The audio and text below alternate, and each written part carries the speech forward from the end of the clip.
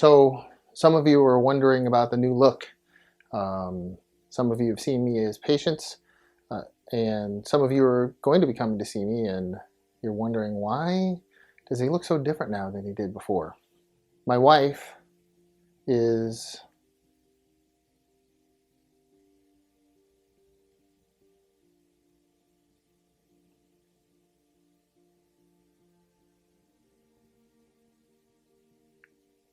going through treatment for lymphoma right now. And her hair has been falling out. For those of you that have had cancer in the past and have undergone chemotherapy, you know that it can be a very lonely journey. It can be really scary. As a matter of fact, if it weren't scary, I would wonder if you really understand the implications. Cancer is a scary diagnosis, regardless of what kind of cancer it is. For some people, it's so scary they call it the C word. I spent years of my life training to treat various types of cancer, and I have years of experience treating cancers, primarily of the head and neck, but also other parts of the body. When I married my wife, she had already overcome cancer previously. And so I thought I had some idea what cancer meant. I thought I had some idea about how it impacts people, how it impacts their lives, how it impacts their hearts. Because, you know, I was a cancer surgeon, and I'm the husband of a cancer survivor. Well, after many years of remission, my wife's cancer is back. And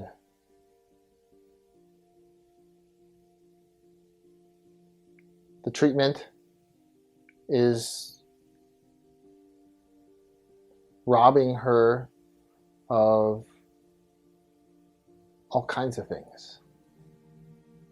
The cancer is robbing her of all kinds of things, and robbing my family of those things as well. And so I know now, from my own personal experience, what it's like for a family member, for somebody you love dearly, to battle cancer. And I can see in my wife's expression that it's sometimes a really lonely battle. In the book of Genesis, in chapter 2, God says that he would create for Adam what is sometimes translated as a helper or a helpmate. But that's not really an adequate translation of the Hebrew. The Hebrew phrase there is etzer kenegdo. And in almost every passage throughout Scripture where we see that phrase, it refers to having God by your side. And very often it's used in a military context. And so for my brothers and sisters who are veterans, particularly those of you who are Army veterans, you'll be familiar with the concept of a battle buddy. Somebody who's in that foxhole with you. Somebody who has your back. Somebody who is at your back and you're at his or hers. And that's what's meant by that phrase in Genesis 2. God created for me an etzer kenegdo, and that's my wife. And he created me to be her etzer kenegdo. I don't want her to be alone in this battle. And maybe it's a small gesture. And maybe to some people it doesn't make any difference. But I didn't want my wife to feel alone in this journey.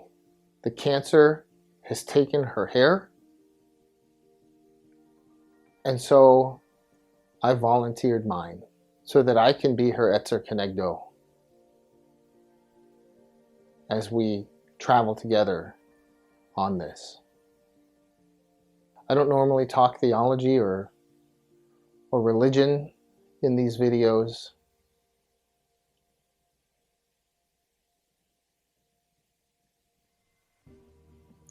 But for those of you that know me, you know how much my faith guides everything.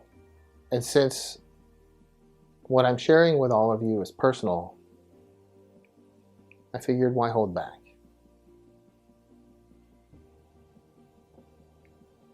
Many of you who are or have been my patients have gotten to know me on a personal level, because I helped you fight the problem that you came to see me for. And so I'm trying to help my wife now. And I would ask those of you that are inclined to prayer to pray for her, to pray for our whole family. And those of you that aren't inclined to prayer, then whatever well wishes you might want to share, please do. All of it is much appreciated. And I want to say thank you in advance to those of you that have been such great support to us, to our family, and to this practice. Tonight, before you lay down your head for the evening, talk to the people that you love. Hold them tight. Give them a squeeze. Give them a kiss. And do not let them doubt how much you love them. Thanks for listening to me.